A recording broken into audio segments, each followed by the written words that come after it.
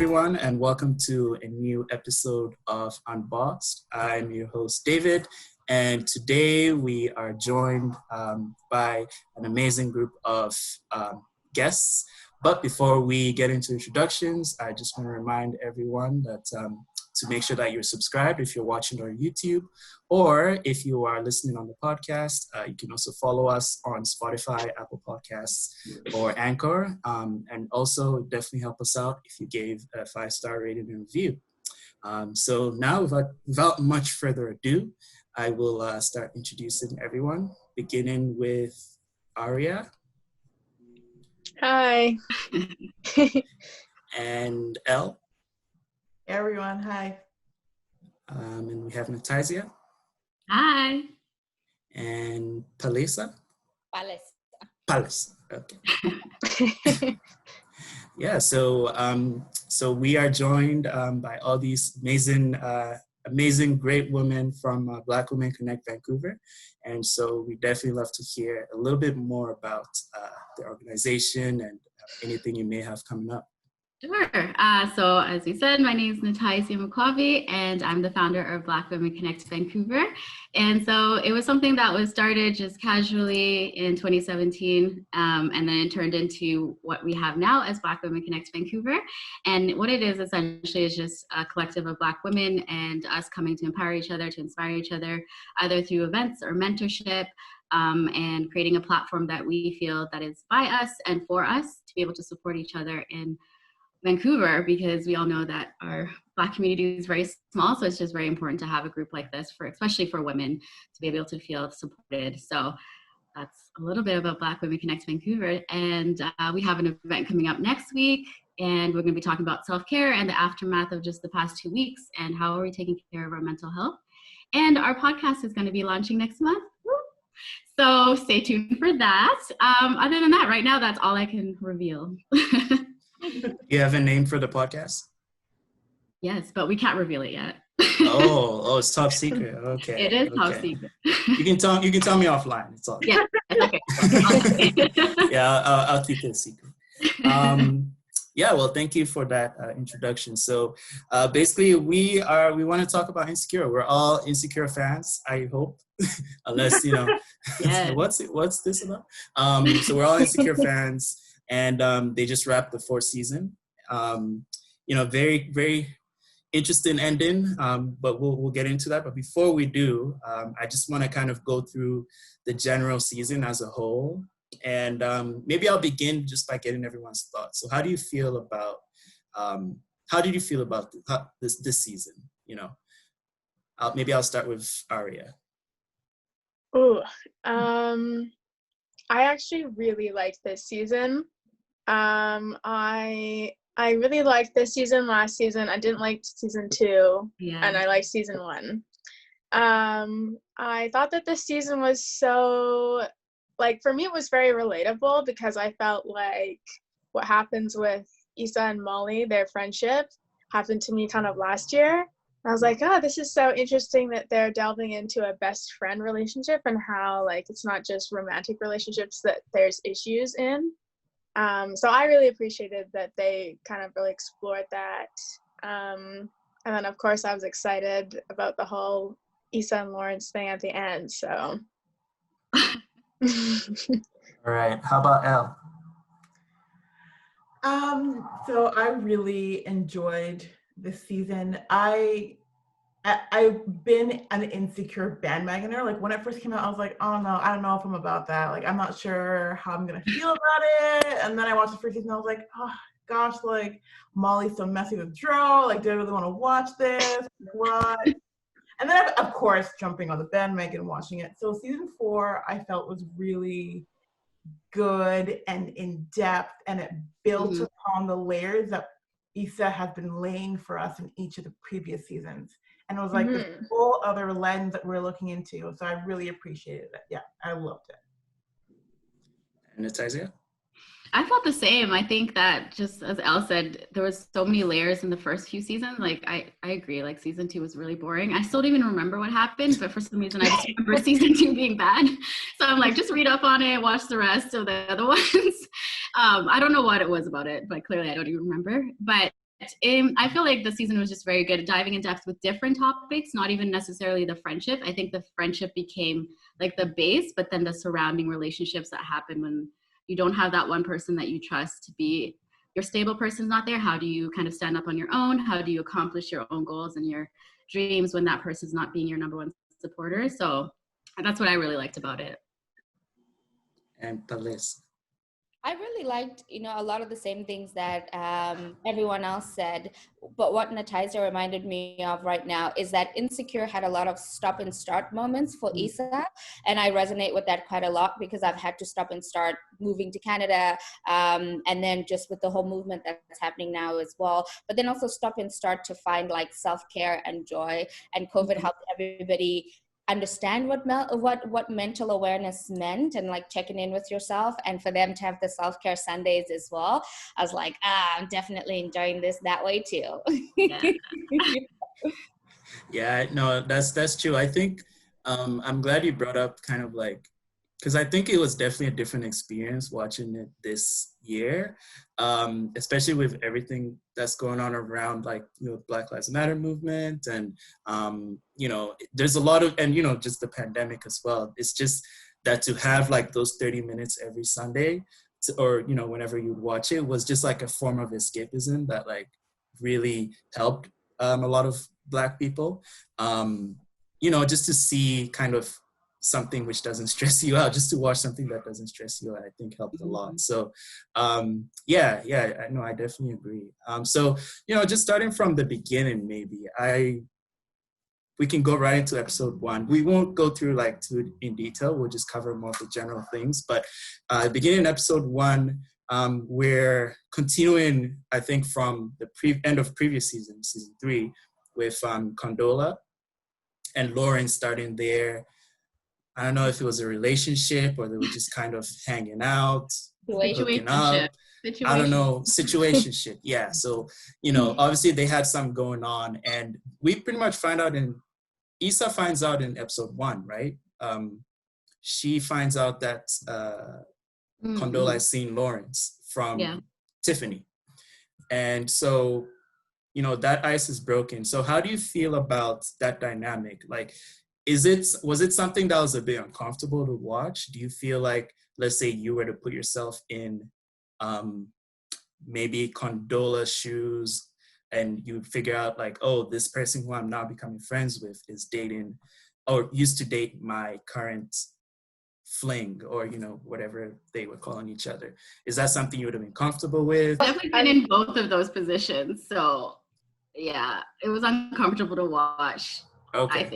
I think I'm the same. I end up just trying to be as friendly as possible because Issa had a greater mission that was not to be like, if she didn't have her block party and needed Condola's help, she wouldn't be friends with his current girlfriend. And same with the other way around. So it's always awkward. Yeah. What do you think, Arya? Yeah, it was awkward, but I agree with whatever Natasia said. It's just, no one wants to be friends. Like, I'll be nice to the person, but I'm not trying to look for a new friend in someone else's new partner or the other way exactly. around. You're not trying to like be like, oh, this is my new best friend, like there's definitely boundaries you have to. But I think, honestly, that Issa actually navigated it pretty well. Yeah. I thought that she was quite mature about it and respected boundaries and tried to keep open communication, all that kind of stuff. So that's true. Yeah. And I also think too, Issa like working through that and pushing past it with her goal still allowed her to be like, Condola's still a great person and I don't want to be petty or messy. Exactly. I want to be mature, and I'm recognizing this girl's dope. Like, why wouldn't I kind of want to build some sort of friendship, even though there's boundaries set? I found out really mature about Issa in this season. One of like previous seasons, you're like, what are you doing? So I think it was really great because for the first time we didn't see a cattiness. Yes. For the first time, we didn't see like her being so obsessed with Lawrence that, even that relationship would be in jeopardy, or that, she's so insecure about who she is that she has to sabotage that in a way. It was a little bit weird for them to talk about Lawrence. Like, I found that a little bit weird, but then I was like, you know what? We're all humans. Break the ice. Sometimes we'll lean on the uncomfortable things in a funny way, but it was good to see. I think overall in the show, just women working together, and even in that situation, it not being a way to compete against one another. You were able to remove, and like what Al said, understand each other's strengths, move forward, but then also set the boundary. Like, cool, we don't have to be long-lasting friends. You know, you're a great person, but it's not going to work out. I think definitely in the beginning she seemed like a cool person, you know, at least in the beginning, and they generally were trying to make it work in terms of like her and Issa's friendship, and also their like partnership with the block party.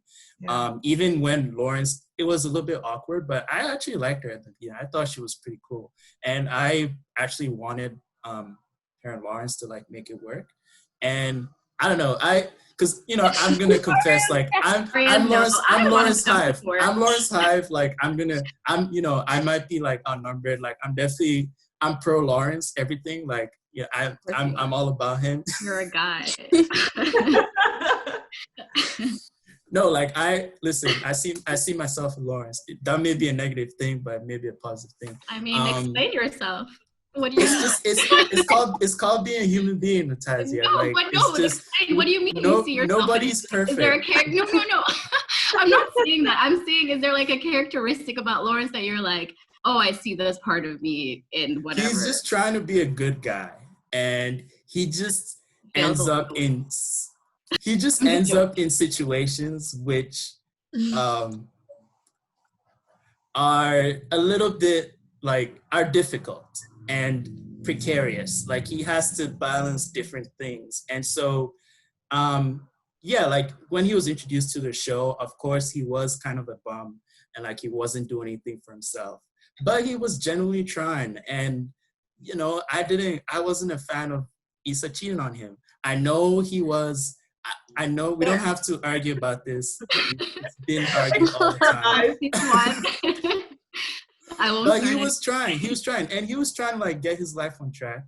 And so I see myself in him because like I feel like in media, I like that they presented him as this nuanced guy who like makes mistakes, has flaws like everyone, but was genuinely trying to like find his foothold in the world. So that's why I was rooting for him, just as I'm sure a lot of women root for Issa, because Issa is not exactly, you know, Miss Perfect out here. She also has her flaws. And so, you know, I see it. So I wanted him and Condola to make things work because I like Condola. But yeah, you were going to say something, Tyler. No, I agree with you. I wanted them to work too. So I think Arya stands alone in them not working together because it makes more sense, because why would Lawrence and Issa try to make something work that they could tell, like they just went back because there was history. They didn't go back because it was like a foundation for them to be together. So to me, I wanted them like Lawrence, but he was still trying to see what would have happened with him and Issa. So it was never going to work with him and Condola unless he figured out that part of him. I would like to say that when Condola was sort of introduced to the show, I actually was Team Condola, because I was like, this is the first girl I felt like that Lawrence had dated that was worth his while. Yeah. Or like that was, you know, that wasn't messy, that had her life together, all this stuff. But then as soon as they had their dinner party, I was like, and then I actually didn't think, like, at the beginning of this season, I didn't think that they were going to put Issa and Lawrence together. I actually thought that they were going to put Issa and Nathan back together, or at least kind of hint at that. So I was actually surprised when they did put them back together. So I just want you guys to know that. So we go into episode 2, and we begin to see more of kind of the dynamic between Lawrence and Condola and Issa. So Issa seems to be the common denominator, because both of them were uncomfortable with her presence in that circle. You know, Condola was uncomfortable with the fact that Lawrence and Issa used to date. And then Lawrence was uncomfortable with the fact that Issa and Condola were getting close as friends because he didn't want the stories to start coming out, and he didn't want Condola to start finding things out and that sort of thing. So who do you think was like, maybe Palisa, who do you think was the most justified in like feeling a certain type of way about Issa? I mean, I definitely think everybody's justified in feeling that way about themselves, but I think also the reservation for Lawrence to not want the information to be shared is understandable in both ways, right? It's understandable because you don't want whatever Issa's perspective is to taint what Condola's perspective is going to be of you, but it's also like you have to think about what are the things that you don't want to come out, and have you grown from those? Because even if those confront you in your new relationships, you have to figure out whether or not you've pushed past that. So even if Issa says, do you know that he was on my couch for 3 years or whatever trying this app, and then Condola's like, oh, so you were a bum at one point, you can either say, yeah, I was, how dare you focus on that, or be like, yeah, I totally was, but now I'm here and now I can support you in this way, right? This kind of two ways to look at it. And I think that's what it seemed Issa's character balanced, is the way to think of, Condola as somebody who's having relations with her ex, but to also then understand the other side of her. So I don't know. I think they were both justified, but I'm a woman. I'll just leave it at that. So Elle, do you think that do you think Lawrence should have just put all his cards on the table with Condola, and instead of having to worry about what Issa might tell her, just to say, okay, I'm just going to get ahead of it. I'm just going to tell her that, like, I was sleeping on the couch. I was, unemployed. This and this and this happened. Do you think he should have just like told her everything so he didn't have to worry? Or do you think he was kind of like, no, like, let me play this cool, like, and just kind of keep things as they are? I think that I understand why he played it cool. For him to lay it all down on the table would have been like kind of like quickening up the relationship, and it wouldn't have been organic, right? It wouldn't have like the getting to know you in their own special way versus like I'm feeling forced, like I have to tell you because now you're friends with my ex. I understand why he was like, I want to keep my shit and then tell you on my own time. And that's why, like that tension, I don't think it would have been to their relationship's benefit if he had just like, well, like all at once. And that's not what I was saying. Just to clarify, I don't know if you thought that was what I was saying, but what I was saying is he should have been open to that coming nonetheless. Like he should have been so secure in his own growth and development to be able to have that question pop up, whether or not it was him laying it on the table or if Condola randomly found out because he started texting with his mom or whatever. I don't know. Yeah. That's what I meant too. Like news. Yeah, and then like that's what I mean, like it coming out organically. Like it may not have come from Issa, it may have come from his siblings or his friends, you know what I mean? Like to say all of it all at once, it wouldn't have felt organic in the relationship. But Nataza, do you think that that kind of the fact that he wasn't super forthcoming about their relationship when Condola found out that they dated kind of created some like seeds of uncertainty in Condola's mind, because she kind of had to she could see that there was a little bit of tension there, and because it's always an uncomfortable thing, right? Like anything that has to do with exes is always uncomfortable. So do you feel like it affected her ability to like truly commit and like enjoy whatever was developing between them? Yeah, I think because it was so early on in them getting to know each other, and then she finds out through someone else that they were together, and it was like a mutual friend of theirs. So it's always uncomfortable when you have to find out, and then you have to like ask the person about it. So I think it just always puts you in an awkward situation. And so it kind of is like, how much do I share now? Because maybe he's not sharing. And then you just go through that weird kind of function. Like you just kind of try to like move your way through whatever that awkwardness is. But then at the same time, he was like, don't tell her I met with you to Issa. Like, you know what I mean? And so then that kind of is like, why do you like, so then I'm like, what else do you have to hide? Like, if your story is not that bad, why are you telling your ex not to tell your new person that you met up with her to discuss your relationship. Like, I don't know. It just was like, to me, that part, I got what he was trying to say. And I think that he had to tell his story himself to Condola. But to say, like, don't tell her I met with you, then Issa had to end up being like, well, I just saw someone yesterday. Like, she had to pretend she didn't see him. And then it's just, what if that comes out later on? Then it's like, well, why would you lie about this? And then you lied that you did a date with her. Like, it just becomes this, like, thing. And I think that's why later on in the season, we see, like, her be like, what is your problem? Because it's like all these things were building up and he just kept like not saying things for her to like get a full picture of what their relationship truly was. Like, I don't think she even knew like how much like they were going to get married, they had their life planned out. It just kind of looked like they dated for a long time. Yeah, they dated for what was it, 5 years? Like 5 years, yeah. Yeah, that's not a insignificant amount of time. So exactly. You know, I can understand why Condola probably felt a little bit kind of sketchy about it. So this is also the episode where we kind of start seeing, or do we agree this is kind of where we start seeing more cracks in Issa and Molly's friendship? Yeah, so what were some of like the earlier signs? Or do you think it was something that was coming from even the previous season? Aria, what do you think? I feel like with that kind of friendship, it's really small things. I think where there's like a little comment that's made or a tiny little dig that's thrown in here or there. And it's not really about the specific digs here or there. It's kind of the fact that it builds up and there's hurts and there's things that they're just not really discussing or ever addressing. And that's why they're making those digs. But then, you know, it's almost sort of so subtle, but it's so there.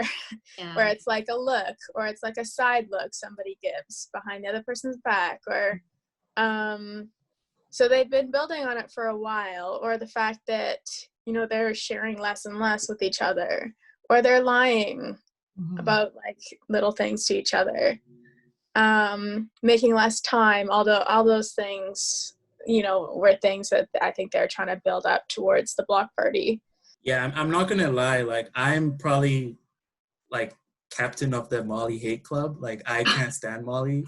I think Molly is like one of the worst humans ever on she's probably one of the worst humans on TV ever. Like I think if villain, she's not a villain. What has she done to you? She's not hurting the world.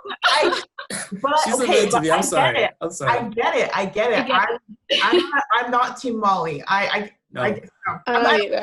don't hate her, but I'm in your club. I'm in your club. I signed the contract yet, but I'm there. Yeah. No, I think one of the reasons why Molly got on my nerves so much is because we all know a Molly. We all know it was a very realistic, and that's probably credit to the writers that she was a very realistic character. Like this is a person who thinks the world revolves around her, who does not take accountability for anything, and is always ready to like cut people off, or you know, if things don't go her way, she just kind of lashes out. And you know, there's just all these things about her that really got on my nerves. And so I could tell that yes, there were some cracks, but I felt like a lot of that had to do with Molly and not necessarily Issa.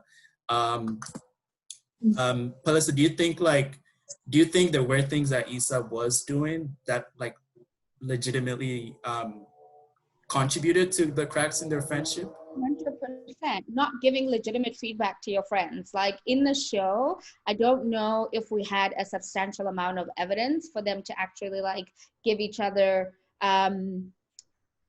good feedback, but like feedback that isn't judgmental and judgmental on either part, right? So like even if your friend is being critical of you, you know at the end of the day that they're right. That's why you go to them with your problem, right? You're expecting them to be able to keep you in check and in line. And I think the lack of actually giving each other that real critical understanding of their lives and being like, you're dramatic, you like this, or like just undercutting each other to try to point out behaviors, I don't think that's constructive in any friendship. And so I think in Issa's part in that, in just as much as Molly had a part in that, that wasn't constructive for their relationship. But I think also maybe Issa not noticing how much she depends on Molly. Not that she uses people, but like she's got this attitude of codependence in a relationship and friendship. And so because she's there emotionally for you and she's all these other things, this is how she feels you can contribute to the relationship or the friendship. And I think she does that a lot in the show, even if you think of her relationship with Lawrence. So being able to not really identify what they mean to each other as well as friends in the long run was very detrimental to their relationship. So Natasha, do you also think that the fact that Molly was developing a relationship with Andrew kind of contributed to the friendship? Do you feel like, you know, Molly was so desperate to kind of make it work that it did affect their friendship in a certain way? I don't think so. I think that with Molly, she didn't like to hear what Issa's like criticism was about her relationship. I don't think necessarily that she was hanging out with Andrew. I think that she has the history of just not being in a serious relationship. And so she already knew, like, once Issa started making those little like slime remarks, she's like, well, I'm just not going to tell you anything because you already don't believe this relationship will work. And I think that's the same thing that we were talking about. It's like those little jabs end up being the truth, because then it starts you questioning your friendship with that person, because we're not he-heing anymore. This is actually like, oh, this is actually how you feel. And then that becomes more like, I'm just not going to share anything. And then you just continue doing whatever. And then you focus more on the relationship that you're in versus trying to balance both. Because I mean, anytime you get into a committed relationship, you're trying to balance your relationships around you, because you still want to make that person your number one, but then also the people around you to balance them, to make sure that they're still included in your life. And so I think they were trying to do that, but then once they started throwing jabs at each other, they both kind of gave up, and they're like, put their hands up and they're like, you do you and I'll do me. And then it just kind of went that way for them. Another thing that I think I listened to some sort of talk show, and they're talking about Insecure. And one thing that they were talking about is both of their characters developing from season 1 to season 4. How Issa, she started at We Got Y'all, and she didn't really like it, and she kind of left that. So Molly has this idea that Issa doesn't finish a lot of things. So in season 4, it's Molly looking at Issa and being like, oh, you know, she doubts whether she can put this block party on, so she makes jabs at her in reference to her career and what Issa's trying to pursue. But then Issa does the same thing back to Molly, because they're both looking at each other and seeing the old them. Yeah. And then judging them on that, and not letting each other develop into whoever the new them is, because they have developed since season 1. Like Molly's trying with Andrew, and she really wants it to work, and Issa's already just being like, well, I know you, and I don't think that this is going to work. And then the same thing with Molly doing that to Issa in terms of her career. So yeah, I think that I could do a whole show on everything that's wrong with Molly, to be honest. But you know, I really like to hear this perspective. I don't think she's that terrible. I think she's like bad, but I don't think the worst. Her character development, that's like all I see is like her character flaws. I don't think her as a person is bad, but she has a lot of character flaws that she chooses not to acknowledge, which makes her come out as a villain, when I don't think that she is intentionally as a villain. That's how I feel about Molly. That's very. I know you still don't agree. It's a very nuanced that's a and great description. It's very gracious. You just gave a very nuanced and whatever, thoughtful. But I'm not trying to hear any of that. Molly's the worst. Did Molly hurt you or something? Like, why do you feel so bad? Listen. Like, she just has no self-awareness. She has zero self-awareness to understand that she's the source of almost probably 90% of the problems that happen to her or in her circle. It all comes out of her having this superiority complex, where she feels like, you know, she's a lawyer, she's doing well in her field, and she's successful. And so, you know, everyone should sort of like kind of look up to her or put her up on a pedestal and not actually hold her accountable for when she has bad moments. And, you know, we've seen repeatedly throughout the series from the beginning that she's fails in her relationships because she doesn't have an understanding of, she doesn't have empathy, and she doesn't have, she almost kind of flip-flops in terms of like her standards of like the types of relationships she seeks out. And her friends just seem to kind of just put up with all her shit, you know, like they just kind of let it go. Like they don't say anything about it. And she just has kind of gotten used to that and built a false sense of like always being right, you know what I mean?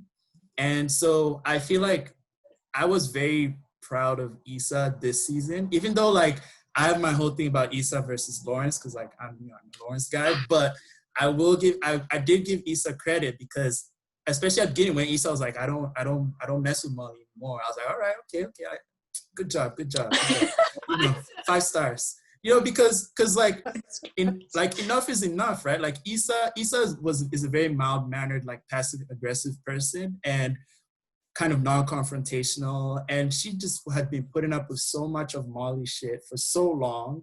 And so I wanted to see her stand up for herself more, right? And so we began to see in this season that she actually was able to do things without Molly. Yeah. Because like I think Aria was saying, one of the dynamics of their friendship is that Molly kind of looked down on Issa as someone who couldn't finish anything, who couldn't do anything. And so it kind of anchored her own sense of self, because as long as Issa was doing terribly in life, Molly felt elevated. And that's a terrible foundation for any friendship, right? Yeah. So Elle, what do you think of like, do you feel like, you know, this was the time that they should have gone apart? They should have moved apart? Like, you know, do you feel like their friendship kind of was doomed from the beginning?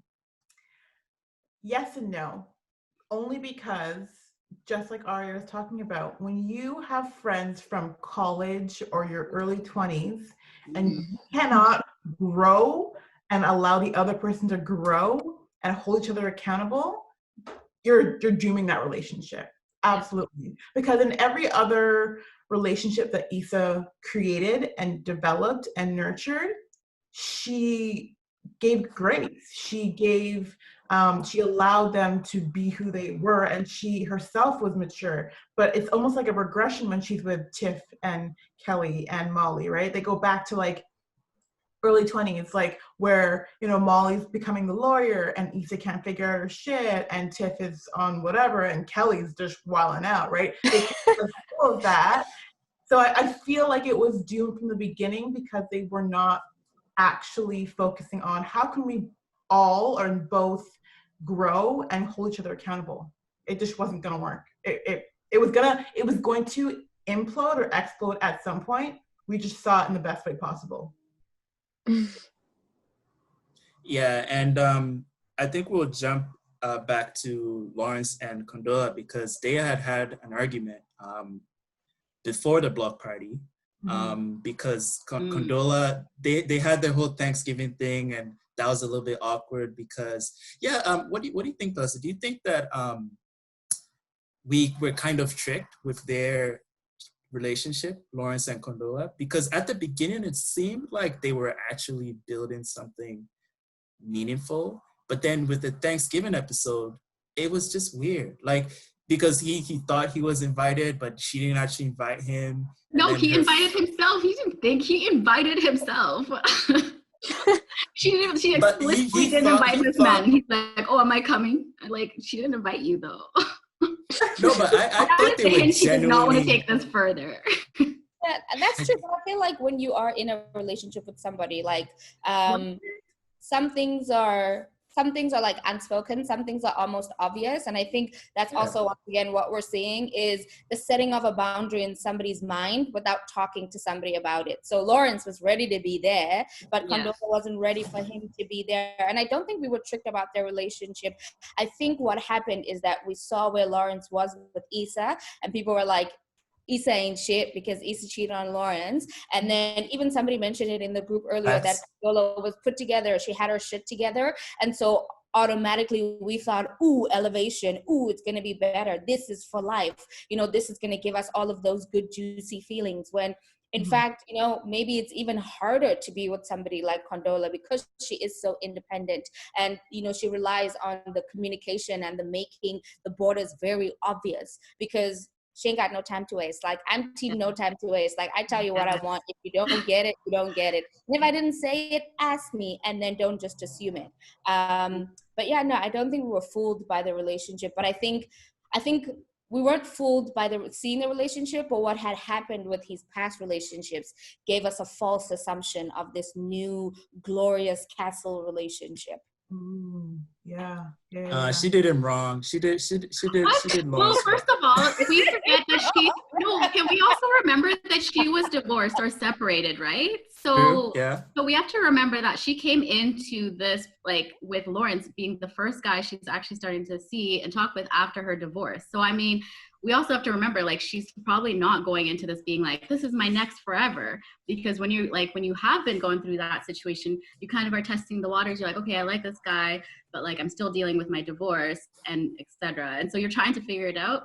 So I see her hesitation of not wanting him to be there because that means you're meeting my close friends again. And then you're kind of like repeating that cycle of like, get to know this person after my divorce, you know, like, of course she didn't want him there. So I understood fully why she didn't want him there. And I think it was awkward he invited himself. Like, I was like cringing watching that whole scene.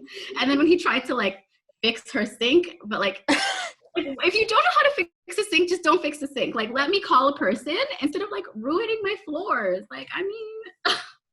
Well, but he just as she found out that he had dated Issa for 5 years, he found out that she was married at the Thanksgiving. Isn't that, or am I not remembering? No, remember the end of last season, he was like talking with his dad and he's like, well, I really like this girl, but she's divorced. And then dad went through this whole story of like, when people come on a journey, you just meet them where they're at. And then that's when the scene ends and that's when we find out that Condola is actually the same person that Issa is going to work with. So he's always known she was divorced or separated. I don't remember. Okay. Well, yeah, sorry. I know you're King Lawrence, but keep that back. She still did him wrong. No, she didn't do him wrong at all. I don't know how she did him wrong. Nah. Well, I mean, that's because break down that conversation they had. So they had the conversation. Yeah, we're about to get into that. Okay. Yeah. So they, at the end of the Thanksgiving dinner, they're, you know, kind of cleaning up, and they start arguing about, you know, because Lawrence kind of feels a little bit let on, you know. He felt that they were actually building something meaningful, and all of a sudden she's like, nah, bro, you're just some dude, right? And, you know, this is just some situationship. So, and then she's kind of like, well, if anyone should be worried about what's going on, it's me, because, you know, you still have Issa around. And she asked him the question. She's like, would you still be with Issa which I didn't think was a fair question, but anyway. She asked, no, hold on. Let me ask the question. So she asked Lawrence, would you still be with Issa if she hadn't cheated on you? And then the episodes end there. So first question, was that a fair question to ask? Second question, what do you think Lawrence should have said? So I'll start with Aria, maybe. No, I'll go to Elle, actually. I'll go to Elle. Somebody else. She's like, I'm still thinking. So I'm seeing Tasia like, yes, it's a fair question. And Celeste like, Celeste says no. I'm surprised. Okay. Celeste too. So, I mean, I can understand why she asked it. She's navigating a divorce. She's navigating, like, integrating him into her friendship circle, her rituals, like, and now she's kind of feeling like her, like, Issa and Lawrence were more than he led on. So she's like, would you have it? Like, what am I to you in relationship to this? Like, if Issa hadn't done that, would you guys still be? I feel like that's a fair question for her to ask. It is. No, I don't think it's a fair question to ask. I think having Thank you. that conversation. No, hang on. I'm not Team Lawrence either. I think having that conversation is necessary. I think in the same way that we were like, oh, like we gave Lawrence the assumption that he needed to be taken care of by Condola, we'll almost have to give that same grace, right? But also when you ask somebody a question that's, if it wasn't for this person or this happening, would you still be with me? The conversation isn't about your relationship. Now you're asking him or her about that situation. That's where the unfairness of the question is. She should have said, where do we stand? What is happening with us at this moment? Do we have a title? Are we dating? I feel this, I feel that, and this. Whenever you're asking somebody to validate some random thing you have in your head, you're already leading that conversation in that way. So that's why I think it wasn't a constructive question, because she wasn't really, the focus of it wasn't their relationship. It was him and Issa. Right. Okay. I mean, I agree with you too. Yeah. But at the same time, the conversation started with him kind of talking about that. He's like, well, your friend talked to me, so like, do you know what I mean? So obviously her response is going to be, well, would you still be with your ex if she had cheated?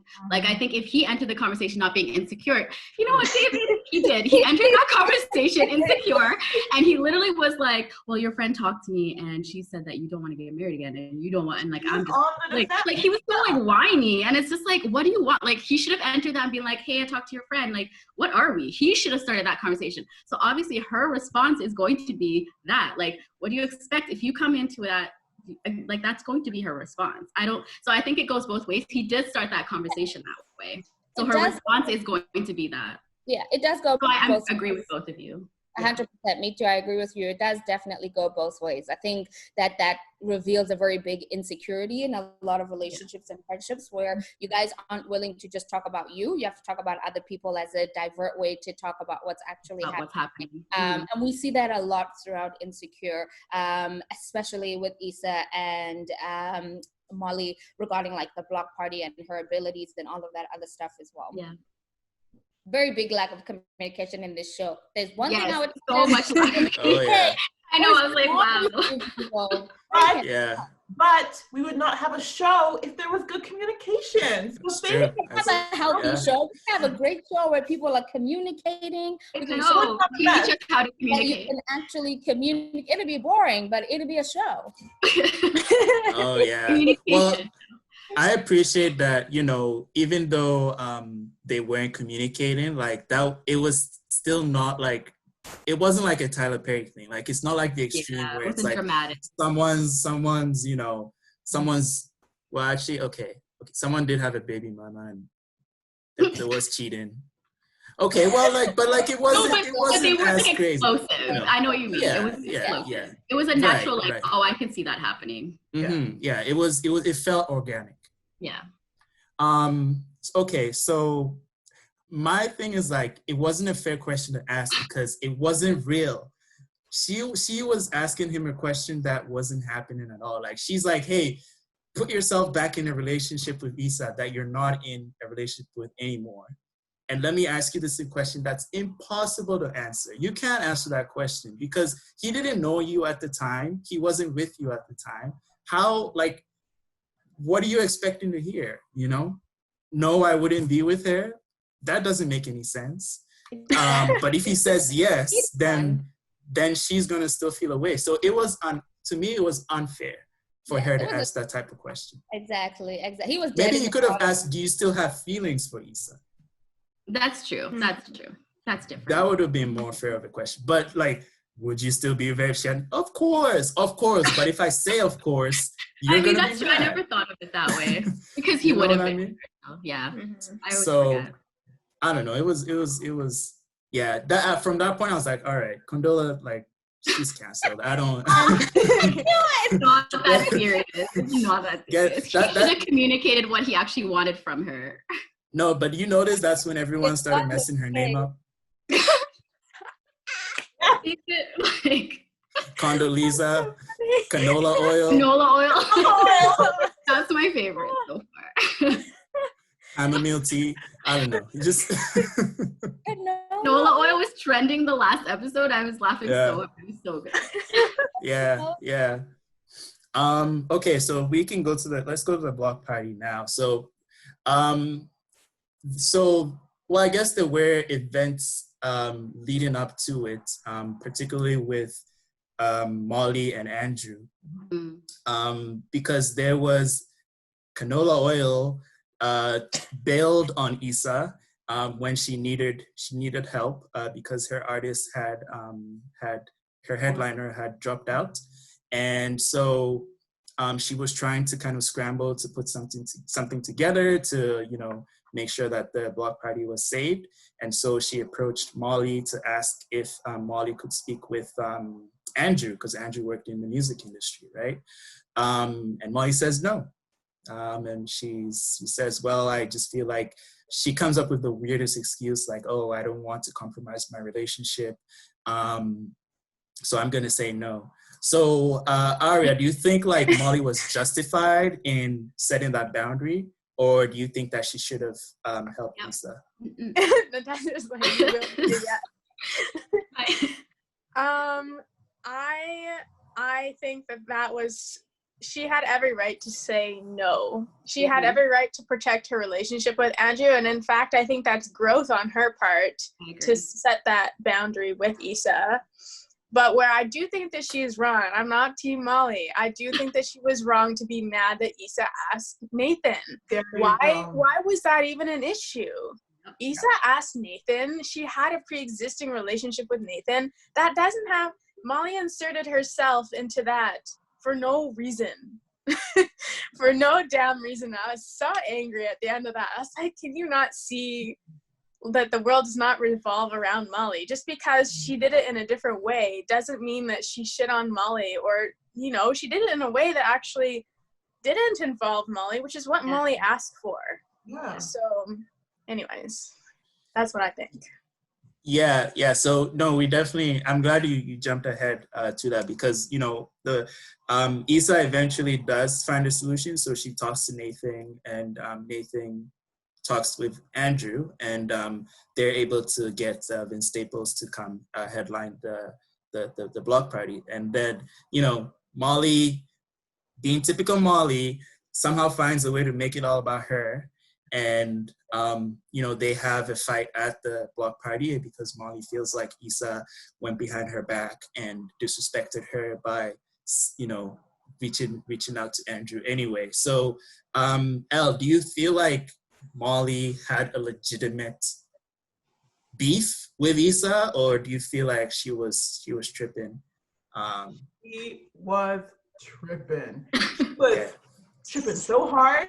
Yo, for her to come at Issa on the day of her event, she's been stressed out all day. She's been running all day. You can see that she's put on this great event. She succeeded.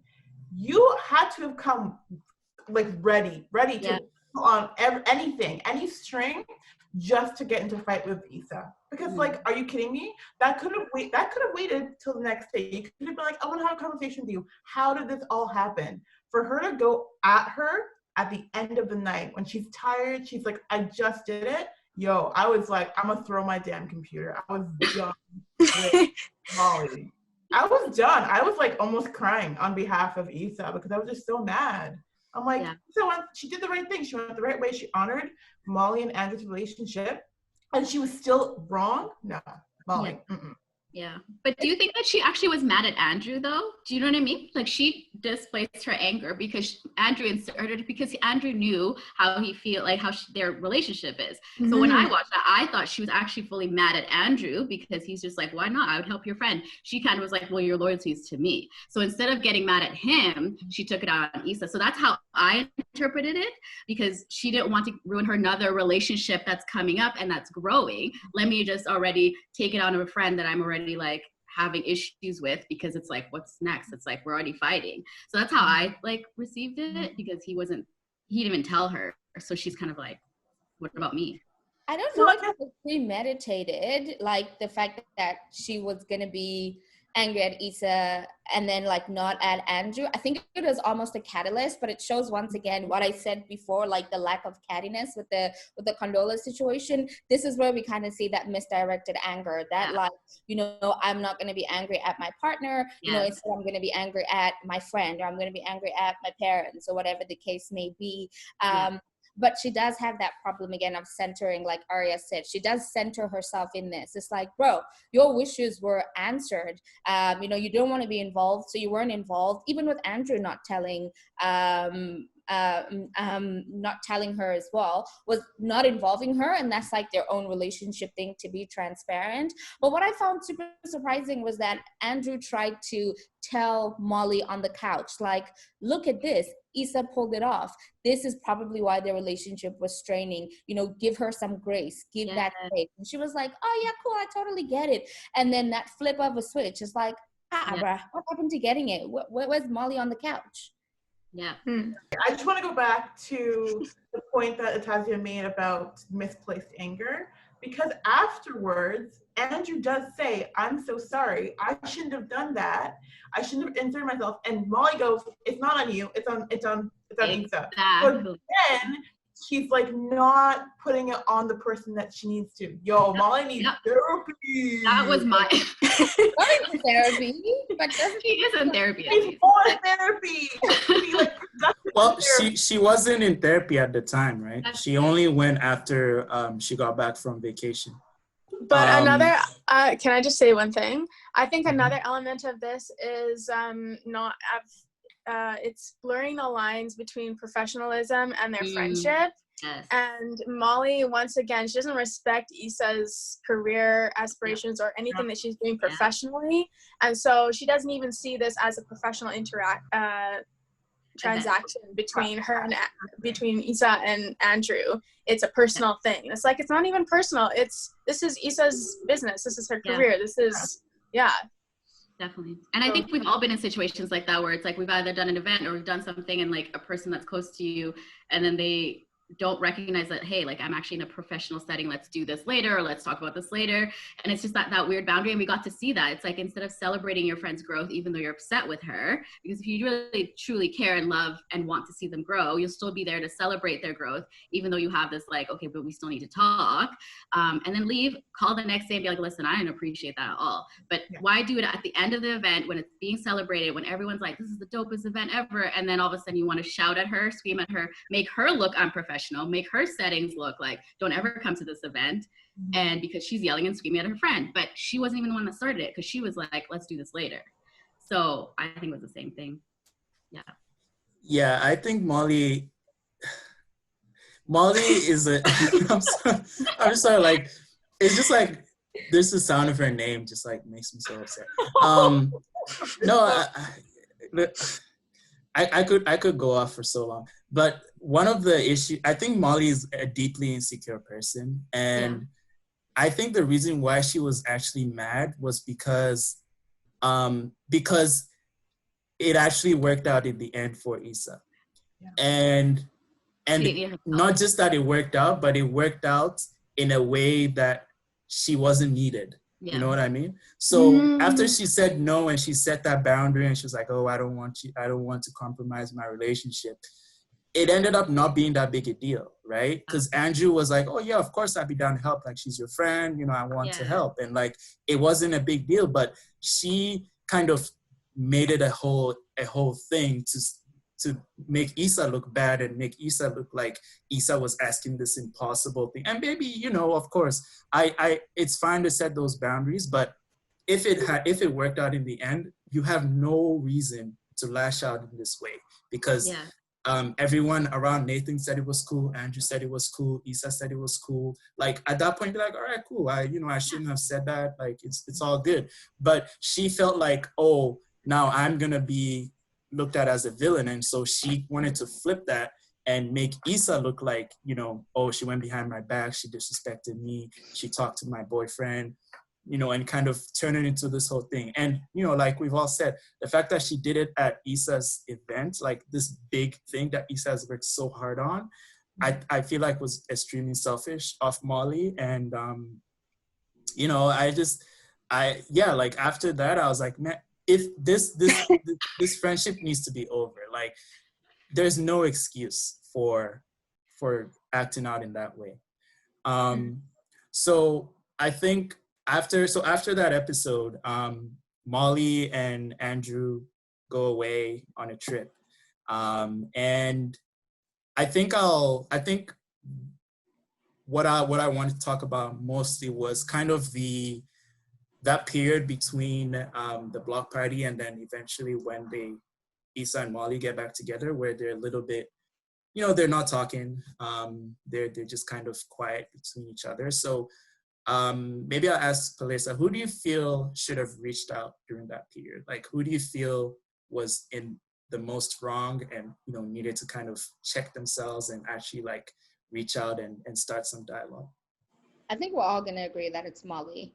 And I think, mostly we agree because we've seen past instances where Issa's the one who reaches out and actually tries to find reconciliation, once again, centering the world around Molly. So it was her responsibility to show us that, the outburst was really something that was needed, but that's not, like, was childish in a sense. But unfortunately, we saw that even with the lack of reaching out and feeling the most enraged. Yeah. Any other thoughts around? No, I concur. Oh, yeah, I agree. 1,000%. Yeah. So I think I do agree that I didn't want Issa to say anything. Issa, like I was just like, please, just, I know you're nice, I know you care about Molly, but just Molly needs to learn. Like, this is a huge teachable moment for Molly, because she's a bit of a child, and she's not very mature, emotionally mature. And you need therapy for Molly. maybe. It sounds real deep for you. I just don't understand how someone can be so like selfish. You know what I mean? Like, well, that's the thing. It's like it comes out of her insecurity, right? Because the show is insecure, because we all have some sort of insecurity they have to deal with, and so it's like all her insecurities comes out of, I'm not good enough, I'm not this person, I'm not, so let me over prove that I'm this person, which is why she always fails in her job situations, or she can't make friends easily. And so that's why she knows she has to depend on her friends who already know who she is, because no one else will take her in as a friend, right? Where when Issa saw her with like Kundala making friends, she knows Issa can make friends with anybody because she has that kind of personality. So it's like she can lose her friend at any moment, whereas she knows she has to keep her friends, right? Yeah, that's a good point. And so while they're on the trip, Molly meets Andrew's brother and sister-in-law, and they have a very interesting experience at the hotel they're staying at, where Molly runs into one of the hotel workers who questions, she's trying to get a towel, and the hotel worker asks her if she needs to have a card, and Molly's like, no, I'm staying at the hotel, obviously, like, just give me the towel. And the hotel worker makes a whole big deal about it. So is that something that like anyone has experienced, like personally, like kind of being questioned like in a place solely pretty much for being Black? Can anyone, Natiz, I see you nodding a lot, so. Yeah, I would say like in my travel experiences for sure. Like anytime, because most times I have traveled with people that weren't Black. And so the situations that either were in countries where they were a lot more anti-Black, or situations like that, I definitely experienced like they would just assume, like they would always look at that person and not me, hand them the bill, not me. Like anytime I'd question about a thing, they'd like try to look at me and be like, do you even have money for that? Like even have asked those questions, where it's like, it's kind of a little expensive for you. It's like, why would I travel half across the world to have no money? Like, so I did understand that situation. Molly, I just didn't, maybe because I don't react the way Molly does. So I was just kind of like, all right, like maybe just go back and just be like, it's not worth it. Like you're on vacation. To me, sometimes it's like, which battle do you want to fight today? Like if I'm on vacation, I'm trying to get away with what just happened. I'm trying to get to know his family. Let me just go back, ask them if they have a key, and then just get someone else, be like, I don't want to deal with that person. Can you please just like, you get the towel for me, So like, I get the situation that she was in, but sometimes it's just like, I'm not going to ruin my vacation off of someone else's ignorance. So are we agreeing that it was a questioning moment? Yeah. Sorry? Are we agreeing that like that the hotel lady asking Molly for her key card, that was instigated by race? Well, because she said that the people before didn't have their key card.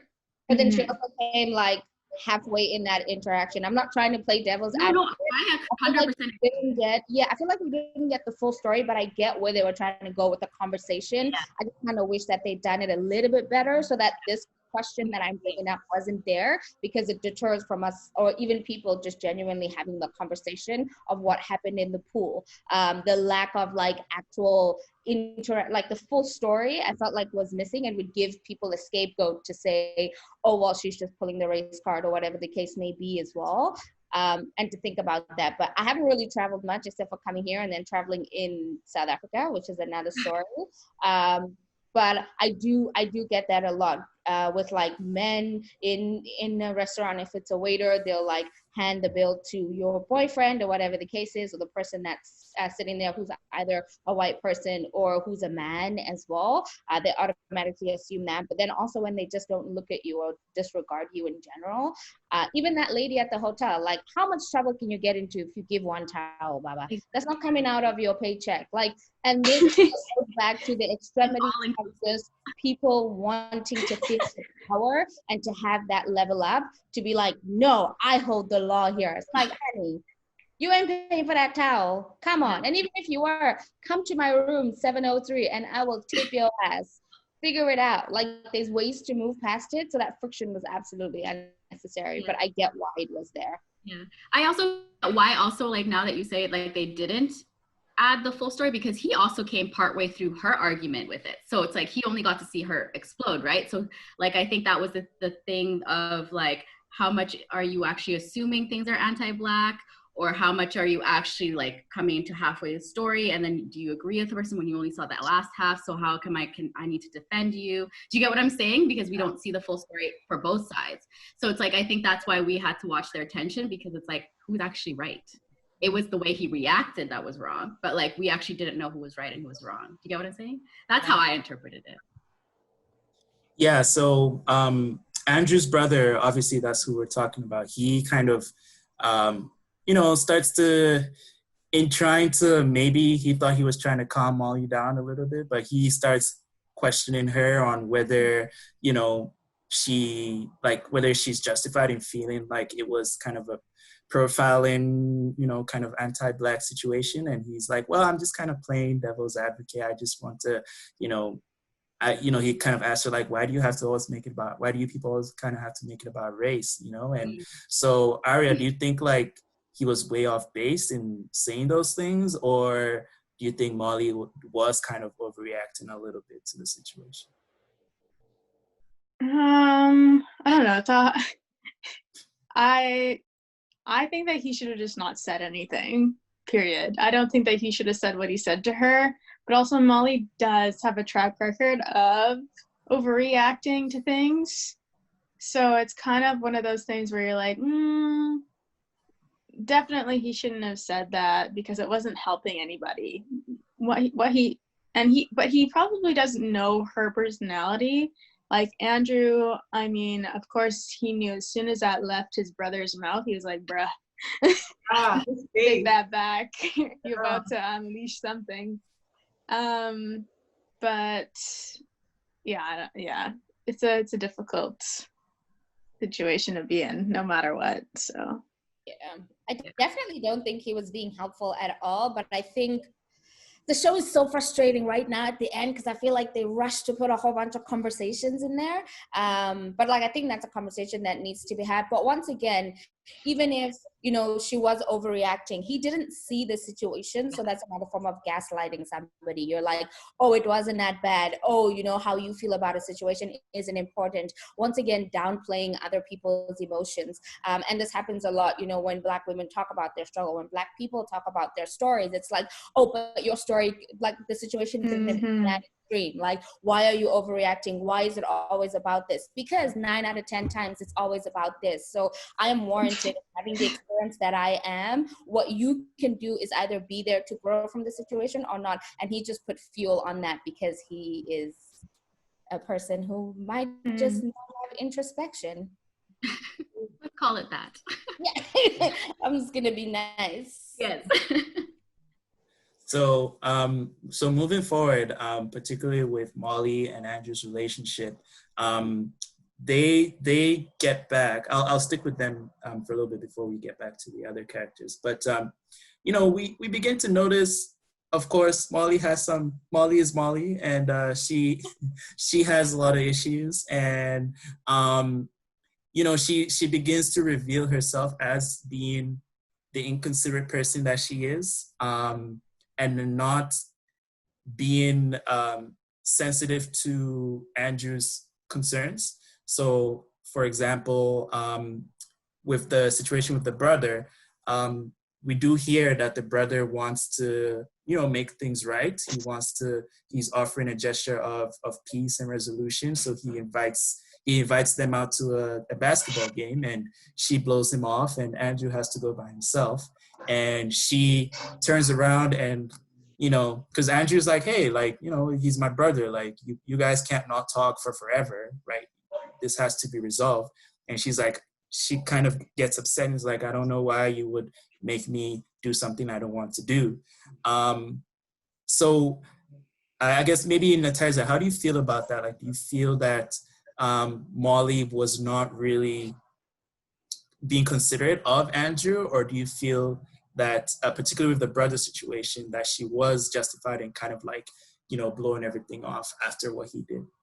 The one that I don't actually even have really an opinion on.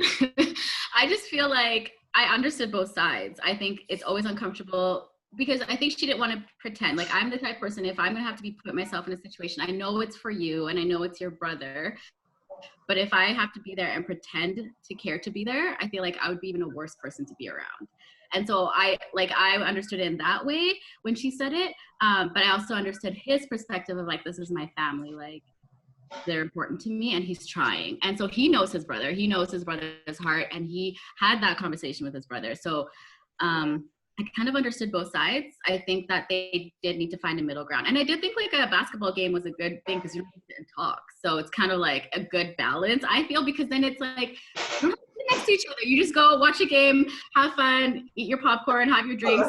And leave. No, because I don't feel like they needed to dive. Her relationship is with Andrew, not his brother. So she would be going for Andrew. She's not going to fix a relationship with his brother. Do you get what I'm saying? Like, ultimately, they leave. That's a false sense of relationship, though. And we see this with Molly and Issa as well, where they do hang out afterwards, but don't really talk. And they're just like, you know, we're in the same room together. So that means we're okay, right? Like, we can kind of be in the same room and not kill each other. That means we're okay. It doesn't mean you're okay. And honestly, if something like that had sparked off and you invite me to a place that's loud, a place where there's no room to actually have a discussion, I could take that as you not wanting to actually fix things, as you not wanting to talk about things, because this is a conversation to be spoken about. It's not something to be acted afterwards on, like, oh, let's go to the movies and let's go to a place where we're not actually going to be able to hear each other's ideas. Because in the long run, for what Andrew was concerned about, it felt to me that he was concerned about developing a relationship in the long run. And so in order to do that, you ain't just going to go to a basketball game and then come back and everything is Gucci. You know what I mean? But her relationship was with Andrew is my point, because like, what is she trying to reconcile with his brother? Do you get what I'm saying? I would like, so like the relationship with Issa is like a connection. And so I think that with Andrew, all he wanted, and he said that later on the season, I just wanted you to try. That's all he said. Like, if she had literally made the effort and been like, okay, I'm gonna go to the basketball game, that's it, she tried. And that was what he said, because he didn't say, have a relationship with my brother, be best friends, call each other, hang out. Like, that's not what he asked. He just asked her, step out of what you're feeling, hang out with my family. That's all he said. We didn't hear him say, like, I want you to have a relationship with my brother. Let's sit down and talk, because he knows they're not going to have a relationship. He saw their interaction. They're not going to ever get along in that level. He just wants them to be able to be around each other. She just was not even willing to be around him. And I understood that, because it's like, then you're just not willing to try ever. And it's like, if you're not willing to try in this situation, what about the sister situation that he never even talks about, because he has whatever experience trauma with that, you know what I mean? So I feel like that was kind of like hints for him to be like, if she ever gets an argument with anyone around me, she's just never going to try. Like, what if it's a business meeting and his boss snaps at her and she snaps again? And then she's like, I'm just never coming to your business meetings ever again. I'm never meeting your boss. And it's like, but this is my work. That's how I saw it. Because they're not at the level where their families are connecting, their families are like moving towards serious, because they still don't even know what they are. Yeah, so I never took if you think about the way that but if you think about the way that the brother was introduced, he was introduced as if he's around, everything is consumed by him. Even when they went on holiday, our itinerary is ready from boom, boom, boom, and they're always doing things. And he even said a few times, oh, you know how my brother is. Like, it's going to be this heavy loaded interaction when he's around. So he's a critical part of wanting to be there as well. I think maybe it was just the discomfort of, if I do this, what else do I have to do? What else do I have to do? Which is fair. I think their relationship just did better communication from the beginning, but that's a fair boundary to make if you're willing for your relationship to take that turn, right? Like, you can come to that conclusion and that decision, and that's absolutely fair, but you can't then want a specific outcome based on whatever you want. Yeah, I think there was a better way for, the basketball game is cool. Like, for me, I'd be like, oh yeah, I'm always down to go to a basketball game. But yeah, but I think that because there was this tension and that the brother was a little bit ignorant, that Molly just didn't want to engage with that. And that's fair, but then I think Andrew just didn't know how to open them up to actually, talking again. Because it seemed like him inviting the brother over, Molly probably would have just left, right? So what do you do, right? You break up at that point, because that's a big fat no. It's not a maybe.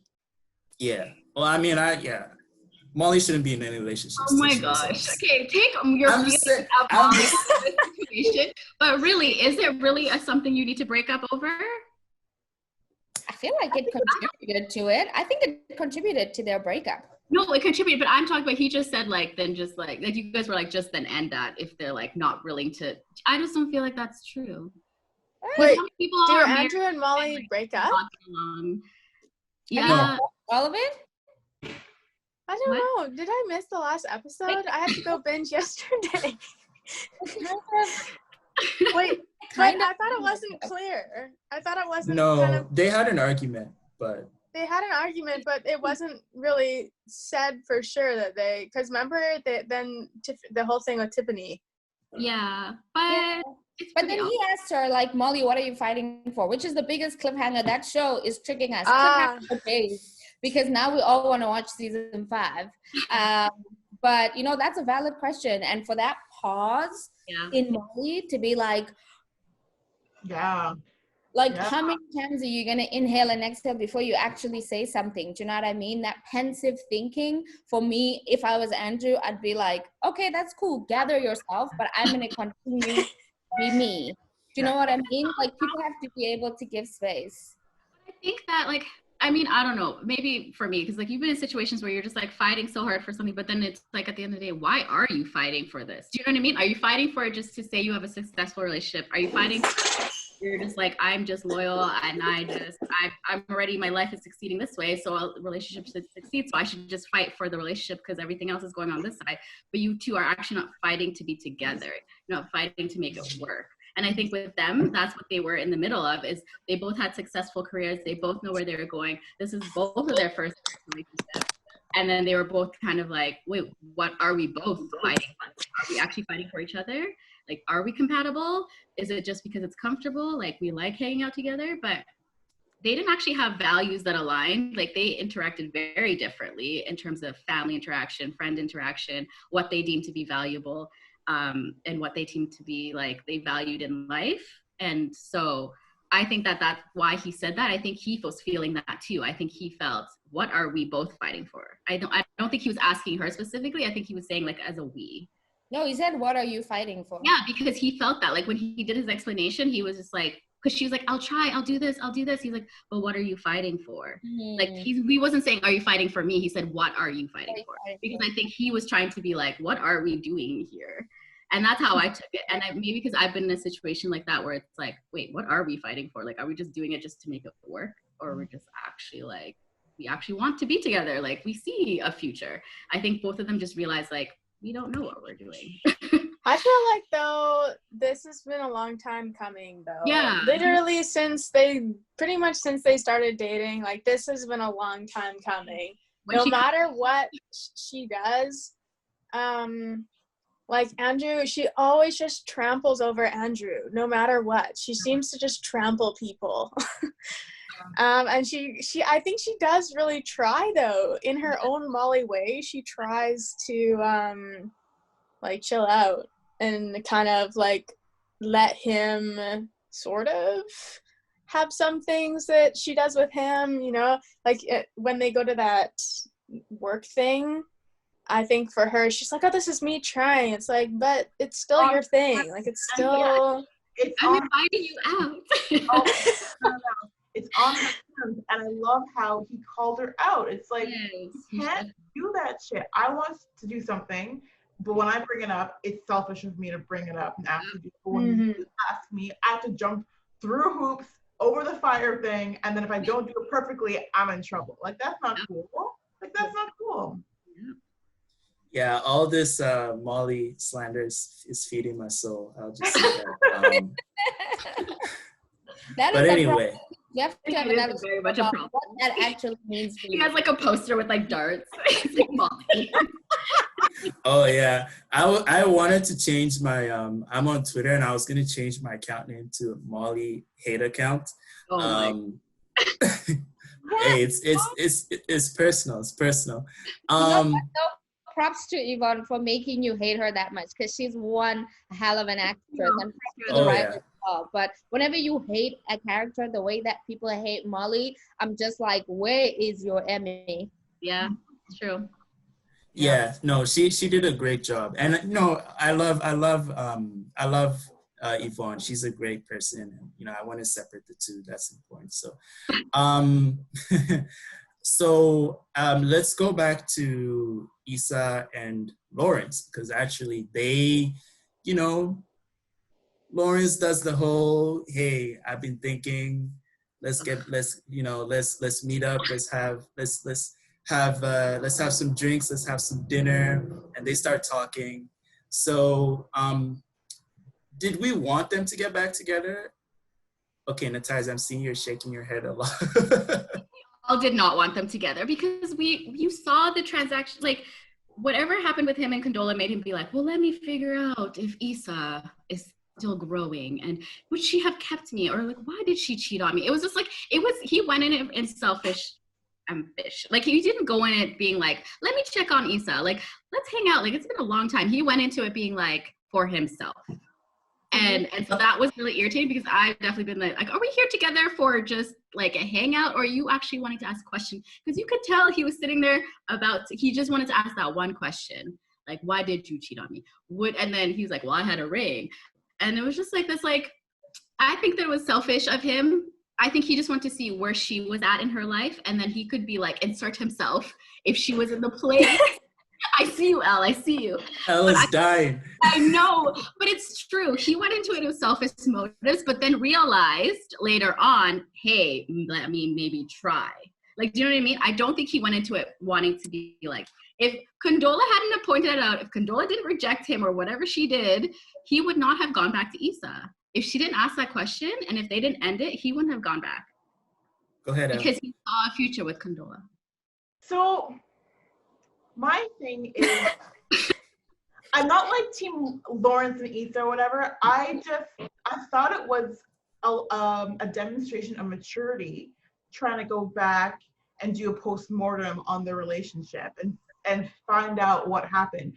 I understand why you're thinking it's selfish, and like maybe it was, and it was, but I think a level of maturity that Molly and Issa don't have is that they can't go back and like hash out what was going on to begin with, right? Whereas like Lawrence is like, okay, I didn't work out with Condola.